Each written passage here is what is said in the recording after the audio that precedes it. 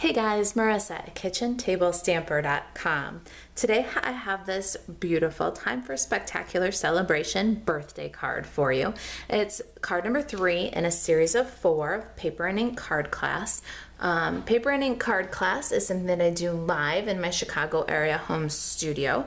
And if you'd like more information about that, buzz over to KitchenTableStamper.com, click on calendar, and you'll see a class schedule there.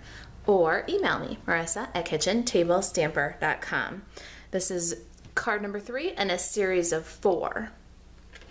All right, to make this gorgeous, spectacular celebration birthday card, you'll need a couple of Stampin' Up! Supplies.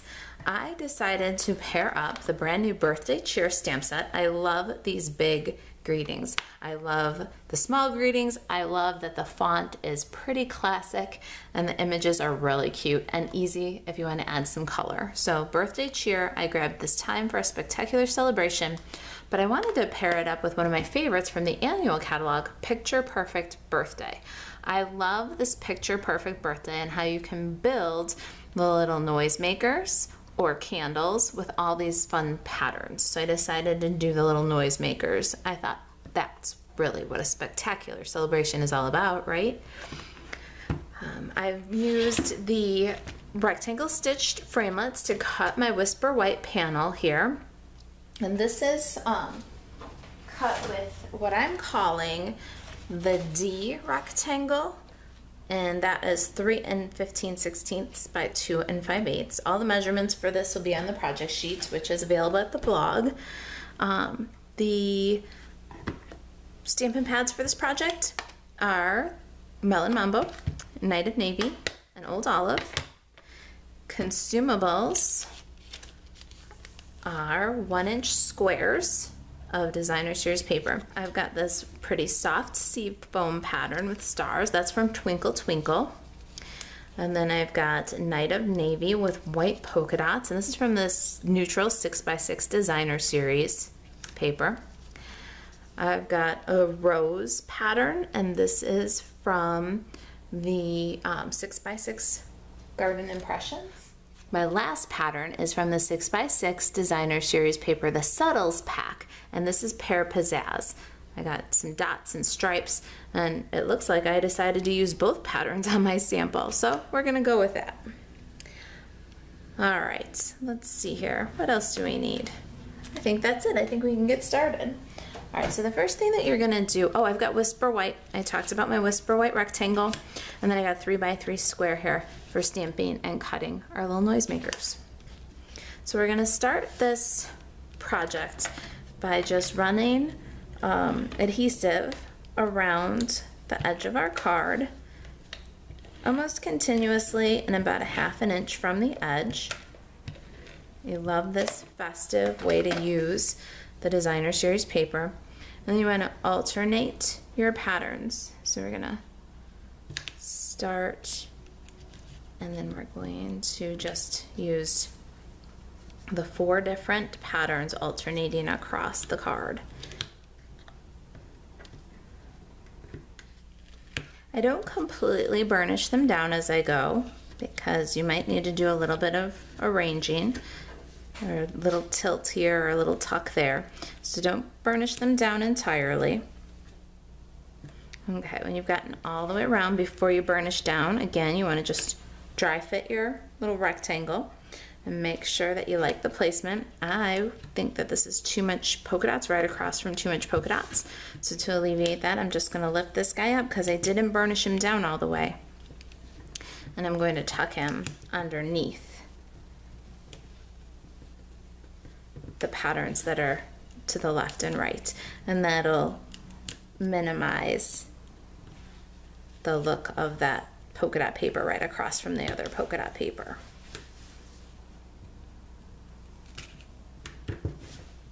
There, I'm pretty happy with that placement, so I'm going to go ahead and burnish my pieces down. And we've done a nice exciting background for any kind of card. Isn't that fun? What a great way to use up scraps too.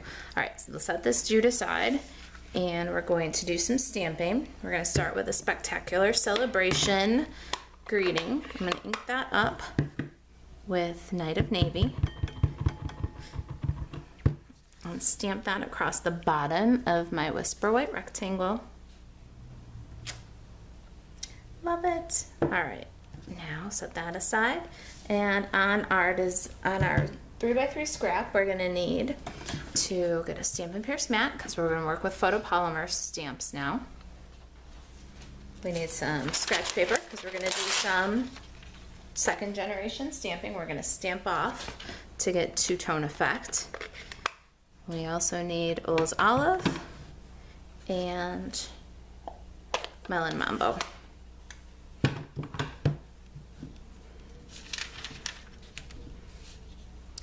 All right, I'm gonna start out with my Melon Mambo stripey noisemaker. So I'm gonna ink up on the Melon Mambo, and I'm gonna stamp my stripes. Let's see, which way do I want that to go? I think I want it to go this way. Okay, then dots for my Old Olive. I'm gonna stamp those dudes. I'm gonna wipe off in between with my simple chamois, and then ink up in Night of Navy. All right, so we've got all of our little pattern pieces. Next up, we got this solid guy, and we're gonna go from our cool colors to our warm colors. Ink up in Old Olive, stamp off, and then stamp over those dots. Then we'll clean it off with our Simply Chamois and move on to Night of Navy. Do the same second generation technique. Stamp off, and then we're going to stamp over our Night of Navy dots. And we're going to clean off the stamp again. Now this time I'm going to clean it well. I'm going to make sure that there's no blue, and I'm going to let that dry for a second. While that's drying, I've got my little fringe, and we're going to do those little green guys. We're going to stamp them right above our Melon Mambo and clean up. Move to the Night of Navy, stamp those right above our Old Olive. Clean off, make sure it's clean. We're gonna go back to our Melon Mambo. I like to let, if I'm going from cool to a warm color, I like to let the stamp dry a bit in between. That way I know that I'm not bringing a previous shade into my work. I'm going to stamp over those little lines with the second generation of Melon Mambo. And now I'm going to Melon Mambo with these little fringes and on the end of my little blue noisemaker. All right, we're working right through this systematically. I'm going to go with Old Olive and get this top part here of my noisemaker. Stamp. And clean. Night of Navy. Gonna stamp and clean. And you can see when you're looking at my stamped images there that cleaning in between and then just making sure that we're not bringing any of the other shade. Giving it a second to dry. Keeps all of our colors crisp and clear. We've got a green, we've got a pink, we've got a blue. We don't have any muddy colors that way. Now we're gonna trim these by hand. So I'm gonna go ahead and cut them apart. I'm gonna cut them very, very close and just fussy cut them out. Before I go off to fussy cut, I'm going to grab my Melon Mambo ink pad and this little end of the noisemaker. We're gonna finish stamping this last dude here. All right, I'll fussy cut and then I'll meet you when I'm done. I'm back with my little noisemakers and I'm going to use a couple of mini dimensionals on the back of these. This is what's gonna pop in our card because we worked so hard to make them cute. Let's make them the focus by adding a little extra oomph too with the mini dimensionals. I'm just doing one on the top and the bottom. All right, gonna take our sentiment panel and we'll adhere that to our card base. Just want to center that and glue it flat.